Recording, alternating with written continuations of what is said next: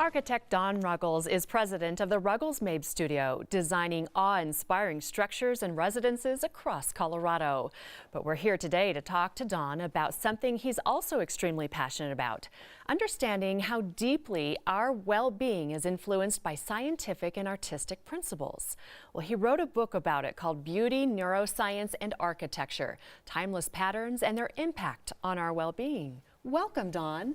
I have so enjoyed speaking with you this morning. This is absolutely fascinating, maybe a little bit complex and hard for some folks to understand, but I want you to explain how science and art concepts are truly aligned.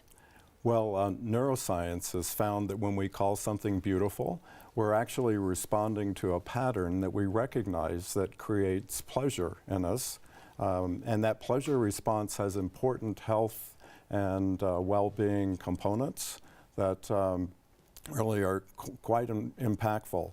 And it's revolutionary to think that architecture can directly affect our health and well-being. And that's what's so fascinating when you say architecture can affect the health and well-being. How did you come to these concepts?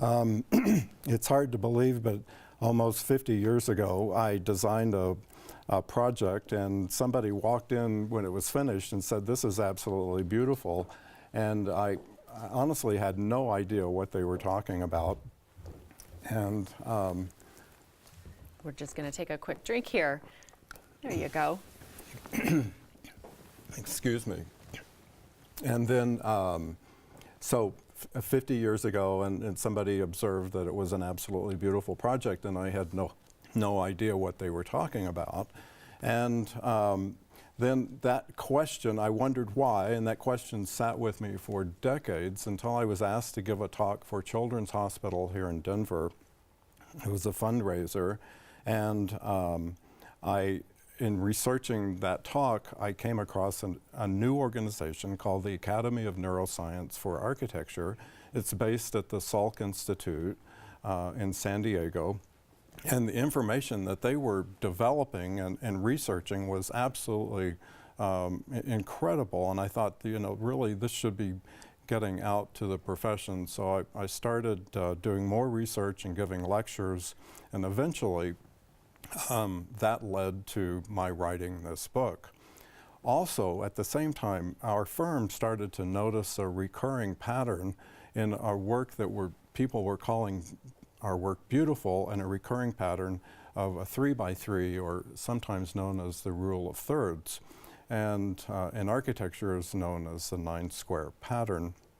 So we did a search internationally to look at other buildings to see if maybe this was a recurring theme in our iconic and beautiful architecture worldwide. I think there's an image. We'll have a graphic coming up here.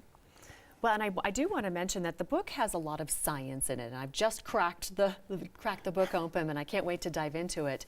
But there's your graphic. It goes into a lot of science, but the book is really written for us, meaning layman people. It's very easy to understand. Why was that important for you? Absolutely. I'll answer that question just a second. The graphic that's on the screen now shows two iconic buildings. So the floor plan on the left is the Pantheon in Rome, and then the elevation on the right is Frank Lloyd Wright's Falling Water, which is a residence in Pennsylvania here in the U.S. And you can see the red lines overlaying both those images that are showing the rule of thirds, controlling both concepts. Now, to answer your question about why I wanted to write this, I think health and well-being is a subject that's important to every individual worldwide. And think of it this way: when you're ill, your primary goal is to be well. Or when you're under stress, again, your primary goal is to relieve the stress. So when we realized that architecture and interior design could affect those positively, we thought we really should take the steps necessary to get this information out. Yeah. Well, and you say that these concepts apply universally, not just with buildings, but really for people. Absolutely. Let's see. There should be another graphic. Yes, that.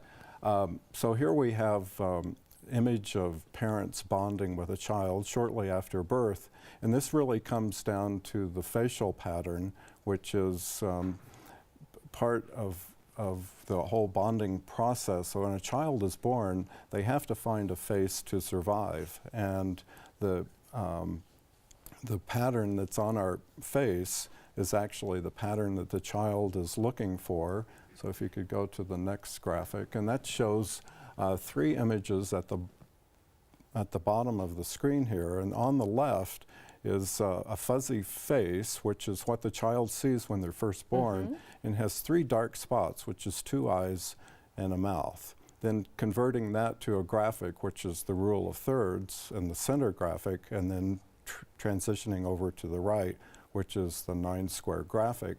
So we found that during bonding, the compassion and love and empathy are traits that are developed during the bonding process that are transitioned over into art and architecture that contain this pattern, because the pattern triggers a subliminal response. Isn't that beautiful? Really, when I said it seems complex and you said no, it's really very, very simple. Yes. And that just shows it right there. Absolutely fascinating. Thank you so much for the book. I can't wait to read it. Great. I appreciate spending time with you today.